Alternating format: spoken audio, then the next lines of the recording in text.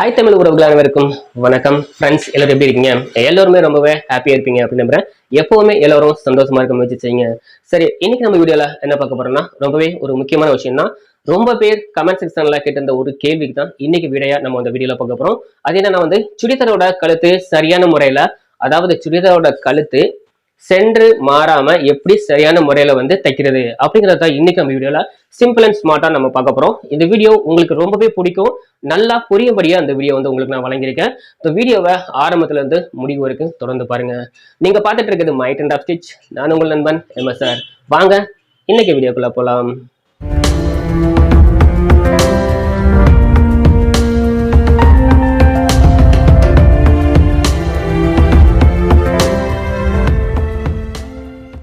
வணக்கம் நண்பர்களே. முதல்ல சுடிதாரோட நெக்கு எந்த அளவுக்கு அகலம் வேணுமோ அந்த அளவுக்கு நம்ம மார்ஜின் பண்ணிக்கிட்டு சரியான அகலத்துக்கு நம்ம அயன் பண்ணிக்கணும். பாருங்க, கழுத்தோட அகலம் 5.5 இன்ச்சு. 5.5 இன்ச்சுக்கு நான் மார்ஜின் வச்சுருக்கேன். மார்ஜின் வச்சு கொஞ்சம் கூட ரெண்டு பக்கமும் மாறாமல் கரெக்டாக அந்த மார்ஜினில் எந்த மாதிரி நம்ம அயன் பண்ணணுமோ அந்த மாதிரி அயன் பண்ணிக்கலாம். சுடிதாரோட நெக்கு சரியான முறையில் சென்று மாறாமல் வரணும்னா இந்த வீடியோவில் சொல்லக்கூடிய விஷயங்கள் எல்லாத்தையும் முழுமையாக பாருங்கள். இப்போது முன்கழுத்து அயன் பண்ணிட்டேன். முன்கழுத்து பாக்கழுத்து பின்னாடி ரவுண்ட் நெக்கு. இப்போது பின் கழுத்துக்கும் 5.5 இன்ச்சு கழுத்தோட அகலம், அதையும் நம்ம ப்ளேஸ் பண்ணிக்கிட்டு நம்ம கரெக்டாக அயன் பண்ணிக்கணும். அயன் பண்ணி நம்ம கரெக்டாக வச்சோம்னா அதே போல் தைக்கும் போது அதோட அகலம் முன்கழுத்தும் பின்கழுத்தும் மாறாமல் ஒரே மாதிரி வரும். அதனால் நம்ம அயன் பண்ணும்போதே கரெக்டாக வச்சுக்கணும். இப்போது கழுத்தோட அகலம் 5.5 இன்ச்சு. அதே அகலத்துக்கு நம்ம சென்டர் அர்க்காத்து போட்டுட்டு 5.5 இன்ச்சில் 2ல் 1 பாகம், அதாவது பாதி 2.75 2.75 இன்ச்சு நம்ம மார்ஜின் வச்சு அதுலேயே நம்ம அர்க்காத் போட்டுக்கணும். இந்த மாதிரி பண்ணால் தான் நம்ம அயன் பண்ணும்போது வச்ச அகலமும் கழுத்தில் நம்ம வச்சு தைக்க போகிற அகலமும் ஒரே மாதிரி வரும். லைனிங்லேயும் அதே மாதிரி 2.75 இன்ச்சு நம்ம மார்ஜின் வச்சு சென்டர் பண்ணிக்கலாம். தைக்கிறதுக்கு முன்னாடி இந்த விஷயங்கள்லாம் நீங்கள் கவனமாக வச்சுக்கிட்டிங்கன்னா நீங்கள் தைக்கும் போதும் எந்தவித ஒரு மாற்றமும் வராது. அதாவது சென்டர் மாறாமல் கரெக்டாக ஒன்று போல் வரும். இப்போ நான் அதை உங்களுக்கு தச்சு காட்டுறேன். எப்படி பர்ஃபெக்டாக வருதுன்னு மட்டும் நீங்கள் பாருங்கள். உங்களுக்கு எளிமையாக புரியணும் அப்படிங்கிறதுக்காகத்தான் இந்த பாக்கழுத்து உள்ள நெக்கு உங்களுக்கு தச்சு காமிக்கிறேன்.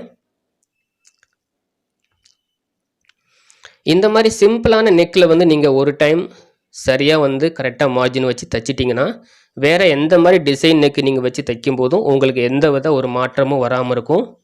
உங்களுக்கு நல்ல ஒரு அனுபவமாக இருக்கும். இப்போது கழுத்துலையும் நம்ம சென்டர் போட்டு அர்க்காத் போட்டுக்கலாம். ஸ்டிச்சிங் பண்ணும்போது பாருங்கள், கீழே லைனிங், அதுக்கு மேலே நம்ம மெயின் பீஸ் போடுவோம், மெயின் துணி. இப்போது முன் கழுத்து தான் நம்ம முதல்ல தைக்க போகிறோம். இதுலேயும் நம்ம லைனிங்கில் போட்ட அர்க்காத்து, அதாவது மெயின் பீஸில் போட்ட அர்க்காத்து ரெண்டையும் சரிசமமாக வர்ற மாதிரி வச்சுக்கணும். பாருங்கள், சரிசமமாக வர்ற மாதிரி வச்சுருக்கேன். 2 அர்க்காத்து ஒன்று போல். அதே போல் நெக்கையும் கரெக்டாக சென்டரில் கரெக்டாக நடுப்பகுதியில் வர மாதிரி நான் வைக்கிறேன். இப்படி வச்சுட்டு நடுப்பகுதியில் நேராக இந்த மாதிரி தையல் போட்டுக்குங்க. அப்போ 2 பக்கமும் பார்த்திங்கன்னா ஒரே மாதிரி, எந்த பக்கமும் ஏற்றத்தாழ்வு இல்லாமல் கரெக்டாக ஒன்று போல் வர்றதுக்கு உங்களுக்கு ஒரு முக்கியமான விஷயம் இது தான். சென்டரில் ஒரு தையல் போட்டுட்டு அப்புறமா தைச்சிங்கன்னா உங்களுக்கு எந்த வித பாதிப்பும் வராது. அதாவது சென்டர் மாறாமல் உங்களுக்கு கரெக்டாக வரும். இப்போது மறுபடியும் நம்ம நடுப்பகுதியிலேருந்து நம்ம தையல் இந்த பக்கம் போட்டுக்கலாம். நடுப்பகுதியிலேருந்து முதல்ல வலதுபுறம் போட்டோம். இப்போ இடதுபுறத்தில் போட்டுக்கலாம். முக்கியமான ஒரு விஷயம் என்னென்னா, நம்ம கேன்வாஸ் நம்ம ஒட்டி கழுத்து திருப்பும்போது அது எந்த நெக்காக இருந்தாலும் கேன்வாஸை ஒட்டி தையல் போடக்கூடாது. பாருங்கள், 2 அர்க்காத்தும் கரெக்டாக வந்திருக்கு. கேன்வாஸ்லேருந்து ஒரு நூல் தள்ளி தான் நம்ம தையல் போடணும். அப்போ தான் நம்ம திருப்பும்போது நெக்கு அதோட வடிவமைப்பு கரெக்டாக ஒன்று போல் வரும். இந்த மாதிரி 2 முக்குலையும் வந்து நம்ம வந்து தையலுக்கு வெட்டாமல் தையலை தவிர்த்து இந்த பக்கம் உள்ள துணியை வந்து நம்ம வெட்டிக்கணும். இப்போ இதை மடித்து ஊசி தையல் போட்டுக்கலாம், அதாவது ஓர தையல் போட்டுக்கலாம்.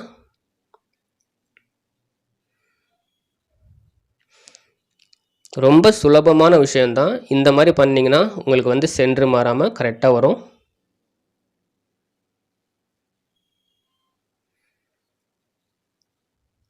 ஊசி தையல் போட்டுட்டு ஊசி தையல் போடும்போதே நம்ம வந்து துணி மேலே உள்ள துணியை உள்பக்கம் இழுத்துறாமல் பார்த்துருக்கணும். பாருங்கள், பர்ஃபெக்டாக வந்திருக்கு. இப்போ இதை லைனிங்கில் வச்சு நம்ம பதிச்சிக்கலாம் 2 பக்கமும்.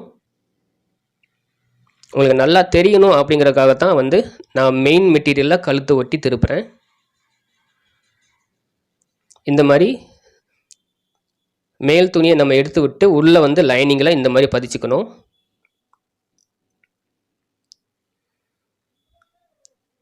சரிங்களா? இந்த மாதிரி பதிச்சாச்சு. இப்போ பதிச்சுட்டு ஷோல்டர்லேருந்து ஆம்கோல் வரைக்கும் நம்ம வந்து தையல் போட்டோம்னா, தையல் போட்டுட்டு சென்டர் பார்த்தோம்னா கரெக்டாக வரும் பாருங்கள்.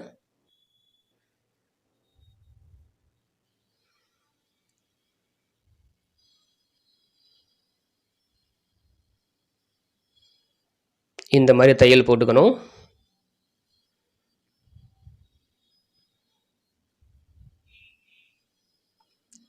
ரெண்டு பக்கமும் தையல் போட்டு நம்ம சென்டர் மடித்து பார்த்தோம்னா கரெக்டாக வந்து நடுப்பகுதி, அதாவது சென்டர் மாறாமல் கரெக்டாக வந்திருக்கா அப்படிங்கிறது நமக்கு தெரிஞ்சுக்கலாம்.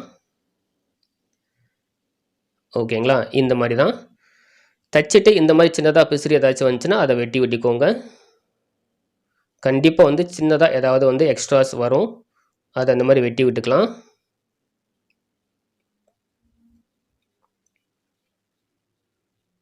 ஓகேங்களா? இப்போ பாருங்கள், கரெக்டாக சென்டர் மாறாமல் பர்ஃபெக்டாக ஒன்று போல் வந்திருக்குங்களா? கழுத்து மாறாமல் ஒன்று போல் வந்திருக்கு. ஓகே, அடுத்து நம்ம பேக் தட்டும் அதே மாதிரி வந்து தைச்சிக்கலாம். இதுலேயும் நம்ம 5.5 இன்ச்சு கழுத்தில் பாதி 2.25 இன்ச் மார்ஜின் வச்சு அதில் வந்து அர்க்காத் போட்டுக்கலாம். மறக்காமல் சென்டரும் அர்க்காத்தும் போட்டுக்கலாம். இந்த மாதிரி எந்த பீஸ் வந்து நம்ம தைக்கும் போதும் இந்த மாதிரி கழுத்தோட அகலத்துக்கு அர்க்காத்து, சென்டரோட அர்க்காத்து இதெல்லாம் நம்ம வச்சு பழகிட்டோம்னா எந்த பீஸும் எப்போ தைச்சாலும் அதில் வந்து எந்த வித ஒரு ஏற்றத்தாலும் வராமல் சென்டர் மாறாமல் முக்கியமாக இருக்கும். பாருங்கள், 3 அர்க்காத்தும் கரெக்டாக ஒன்று போல் வர மாதிரி வச்சுக்கிறேன்.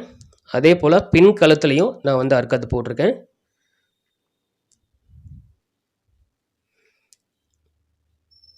ஓகேங்களா? இப்போது நடுப்பகுதியில் தையல் நீங்கள் வந்து புதுசாக செஞ்சிங்கன்னா நான் முன்கழுத்தில் தைக்கும்போது நீங்கள் வந்து பார்த்த மாதிரி சென்டரில் வந்து தையல் போட்டு தைக்கலாம். பட் ஆனால் எனக்கு அனுபவம் இருக்குது அப்படிங்கிறனால வந்து நான் சென்டர் தையல் போடலை. இப்பையும் பாருங்கள், நான் தைச்சி இதை காட்டுறேன். அர்க்காத் கரெக்டாக வந்திருக்கு. இதுலேயும் வந்து சென்டர் மாறாமல் பர்ஃபெக்டாக வரும். நம்ம நெக்கு ஒட்டியிருக்க துணி வந்து கொஞ்சம் கூட விலகாமல் கரெக்டாக வச்சுக்கணும். மேலே உள்ள அர்க்காத்தும் நம்ம தைக்கக்கூடிய இடமும், அதாவது கழுத்தோட கேன்வாஸோட இடம் முடியுது பார்த்தீங்களா மேலே, அதுவும் கரெக்டாக ஒன்று போல் வந்துச்சுன்னா அர்க்காத்தும் நம்ம தையல் போடக்கூடிய இடமும் ஒன்று போல் வரணும். அப்போ வந்து உங்களுக்கு இதுலேயும் வந்து எந்த வித ஒரு ஏற்றத்தாழ்வும் இல்லாமல் வரும். இதில் வந்து ஷோல்டரை வந்து நம்ம இன்னோட் பண்ண போகிறோம். அது எப்படிங்கிறத பார்த்துடலாம். அதனால் வந்து முதல்ல வந்து ஊசியோட தையல் போட வேணாம். நம்ம வந்து ஷோல்டர்லேருந்து ஆம்கோல் வரைக்கும் தையல் போட்டுக்கலாம். தையல் போட்டுட்டு முன்கழுத்தை வந்து இதில் பதிச்சு ஷோல்டர் வந்து இன்னோட் பண்ணிக்கலாம். எப்போவுமே சுடிதாரில் வந்து ஷோல்டர் இன்னோட் பண்ணிட்டோம்னா அது பார்க்குறதுக்கு வந்து கொஞ்சம் நல்லாயிருக்கும், ஃபினிஷிங் வந்து நல்லாயிருக்கும். அதுக்காகத்தான் சொல்கிறேன். இந்த முறையில் வந்து உங்கள்கிட்ட தச்சியும் காட்டுறேன். ஓகேங்களா? இதுலேயும் வரக்கூடிய சின்ன சின்ன அந்த பிசுறுகள்லாம் வெட்டி பாருங்கள், பர்ஃபெக்டாக ஆம்கோல் உட்காந்துருக்கு. கழுத்தும் பர்ஃபெக்டாக நடுப்பகுதியில் வந்திருக்கு. எந்த வித மாற்றமும் இல்லாமல் ஒன்று போல் வந்திருக்கு பார்த்தீங்களா? ஓகேங்களா? ஸோ இதே மாதிரி நீங்களும் ஃபாலோ பண்ணுங்கள். இப்போது பேக் தட்டோட மேல் பகுதி துணி நம்ம பார்க்குறோம். இதே போல் ஃப்ரண்ட் தட்டோட மேல் துணியை இதை வந்து நான் தலைகீழாக போட்டுக்கணும். தலைகீழாக போட்டு ஷோல்டர்லேருந்து ஜாயின் பண்ணி அப்போது பாருங்கள், அந்த பின்கழுத்தோட அந்த விளிம்பை மட்டும் எடுத்து விட்டுட்டு தைக்கும்போது நம்ம இந்த பக்கமாக வச்சுக்கணும், கழுத்தோடு சேர்த்து வச்சுக்கணும். பார்த்தீங்களா? இந்த மாதிரி வந்து நம்ம தைச்சுமா ஷோல்டர் வந்து இன் அவுட் ஆகிடும். ஓகேங்களா, இந்த மாதிரி தான் நான் சொன்னேன். இப்போ நம்ம ஷோல்டருக்கு ஓவர்லாக் போட்டுக்கலாம். ஷோல்டருக்கு ஓவர்லாக் போட்டுட்டேன். இதை வந்து அந்த பிசுரை வந்து இந்த மாதிரி மடித்து உள் பக்கமாக இப்படி இழுத்து விட்டுக்கிட்டிங்கன்னா ஷோல்டர் வந்து இன் அவுட் ஆகிடும். பர்ஃபெக்டாக வந்து பிசுறு தெரியாமல் ஒன்று போல் வந்துடும்.